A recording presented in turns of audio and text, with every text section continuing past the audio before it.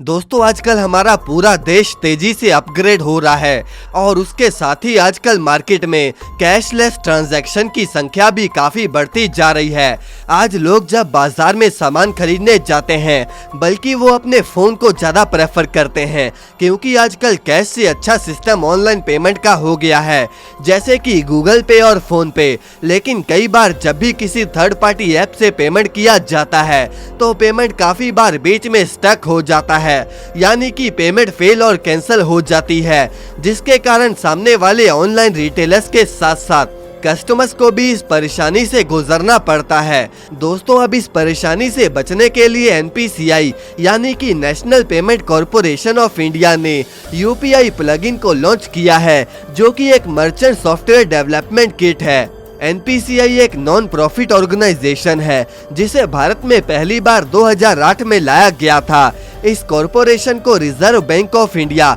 और Indian banks association के द्वारा बनाया गया है। इस सॉफ्टवेयर के जरिए कस्टमर को पेमेंट करते समय बिना किसी थर्ड पार्टी की मदद से डायरेक्टली पेमेंट किया जा सकता है। इस तरह से पेमेंट पहले से ज्यादा फास्ट और सेफ होगा और इसका सक्सेस रेट भी काफी ज्यादा अच्छा होगा, क्योंकि डायरेक्टली पेमेंट करने से पेमेंट कैंसिलेशन का रिस्क कम हो जाएगा और इससे नंबर ऑफ पेमेंट ट्रांजैक्शन भी बढ़ जाएगा, जिसके कारण गूगल पे और फोन पे की मोनोपोली खत्म हो जाएगी। अगर हम सिर्फ अभी फोन पे की ही बात करें तो फोन पे ने आज भारत में 47% मार्केट पर कब्जा किया है और इसके बाद गूगल पे का नंबर आता है। आपको बता दें कि एनपीसीआई भारत में ऑनलाइन पेमेंट के लिए जितने भी पेमेंट सिस्टम हैं, जैसे कि यूपीआई, आईएमपीएस और एनएफएस, इन सब को मैनेज करने का काम करता है, जिससे पेमेंट को सिक्योर किया जा सके। अगर भारत में यूपीआई प्लगइन सिस्टम सफल हो जाता है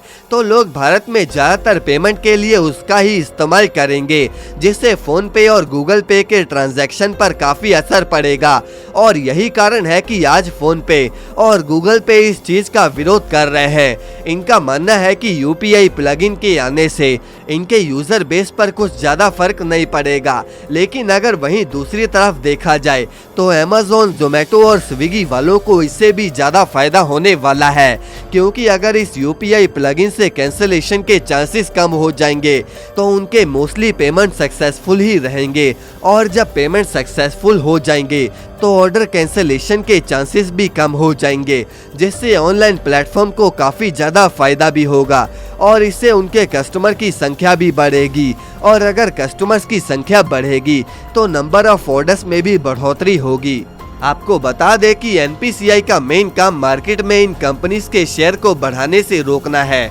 क्योंकि अगर देखा जाए तो किसी भी कंपनी के पास 20% से ज्यादा शेयर्स नहीं होने चाहिए, और अगर किसी कंपनी के पास ज्यादा शेयर होंगे तो उनके पास मार्केट को कंट्रोल करने की पावर आ जाती है, और इसी कारण एनपीसीआई मार्केट में इनके शेयर्स को कम करना चाहती है। लेकिन दोस्तों अगर हम बात करें बैंक टू बैंक ट्रांजैक्शन की, तो उनकी ट्रांजैक्शन इस गूगल पे, फोन पे के ट्रांजैक्शन से काफी कम है। ज्यादातर ट्रांजैक्शन गूगल पे और फोन पे से मर्चेंट को करी जाती हैं, जिसके कारण मार्केट में इनके शेयर्स काफी ज्यादा बढ़ रहे हैं, और इसीलिए एनपीसीआई इन ट्रांजैक्शन को कम करने के लिए यूपीआई प्लगइन को सफल करने में लगी है। लेकिन दोस्तों आपको बता दें कि अभी भी इस टेक्नोलॉजी को सक्सेस करने में काफी सारी मुश्किलें आ रही हैं, क्योंकि किसी भी कंपनी का खुद के पेमेंट सिस्टम को एक्टिवेट करने में काफी सारा समय और टेक्नोलॉजी की जरूरत पड़ती है, और इसमें उनका काफी सारा पैसा भी जाता है,